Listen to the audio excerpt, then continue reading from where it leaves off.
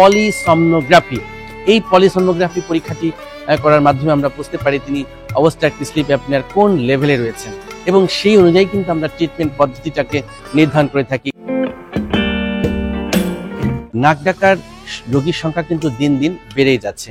কেন বেড়ে যাচ্ছে? কারণ আমাদের জীবনযাত্রা একটি অভূতপূর্ব পরিবর্তন এসেছে। একটা সময় ছিল আমরা খেলার মাঠে খেলতাম, আমরা ঘুরতাম, আমরা হাঁটতাম, কিন্তু এখন এই নগরায়ন, এই বিশ্বায়নের যুগে কিন্তু এখন আমরা সিঁড়ি বেয়ে উঠি না, আমরা লিফট ব্যবহার করি, আমরা পায়ে হাঁটে কোথাও যাই না, আমরা হয় গাড়ি ব্যবহার করছি নয়তো কোনো যানবাহন ব্যবহার করছি, আমরা খেলার মাঠে না গিয়ে ওই মোবাইল সেট নিয়েই কিন্তু আমরা খেলাধুলা করছি।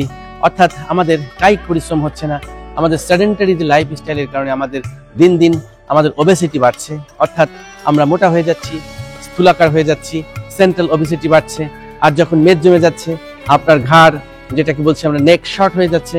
নেক যখন শর্ট হবে এর পাশাপাশি কিন্তু ফ্যাট ডিপোজিশন হওয়ার ফলে আলটিমেটলি দেখবেন আপনাদের দ্বিতীয় চিবুক দেখা যাচ্ছে, এই জায়গাটাতে অনেক বেশি স্থূল হয়ে যাচ্ছে। এটা আলটিমেটলি রেসপিরেটরি যে প্যাসেজ সেগুলোকে অনেকটাই প্রেশার ক্রিয়েট করছে। পাশাপাশি আলাজিহ্বা লম্বা হয়ে যাচ্ছে, টনসিল বড় হয়ে যাচ্ছে। এরপর নাকের যদি হাড় বাঁকা থাকে, মাংস ফোলা থাকে এবং সাথে যদি কোনো পলিপের সমস্যা থাকে, দেখবেন যে আপনি কি মেকানিক্যাল অবস্ট্রাকশনের মধ্যে চলে গিয়েছেন।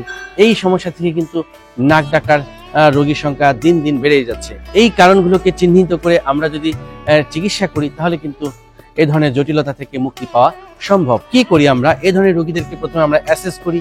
অ্যাসেস করার পর আমরা আলটিমেটলি তার কিছু পরীক্ষা নিরীক্ষা করি। এর মধ্যে একটি অন্যতম পরীক্ষা হচ্ছে স্লিপ স্টাডি, যেটাকে আমরা বলছি পলিসomnography।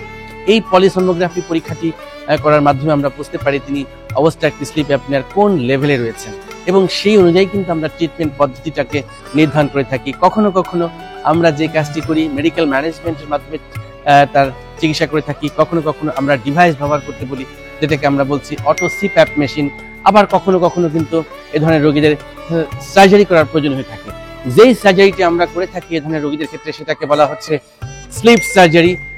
এবং এই স্লিপ সার্জারি কতগুলো জিনিস নিয়ে গঠিত।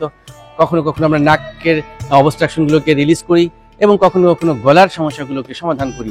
অর্থাৎ আমরা রিলোকেশন ফ্যারিঙ্গোপ্লাস্টি, ব্রাশিয়াল উভুলেক্টমি এই জাতীয় সার্জারিগুলো করে থাকি। টনসিলেক্টমি করা হয়, আলাজিহ্বার যে ডগা সেটাকে কিঞ্চিত ছোট করা হয়, ফ্যারিঙ্গোপ্লাস্টি করা হচ্ছে, রিলোকেশন ফ্যারিঙ্গোপ্লাস্টি আমরা বলছি। আর নাকের যে সমস্যাগুলো রয়েছে তার মধ্যে রয়েছে ডিএনএস বা নাকের হাড় বাঁকার সমস্যা থাকলে সেগুলোকে আমরা ঠিক করছি, কারেকশন করছি।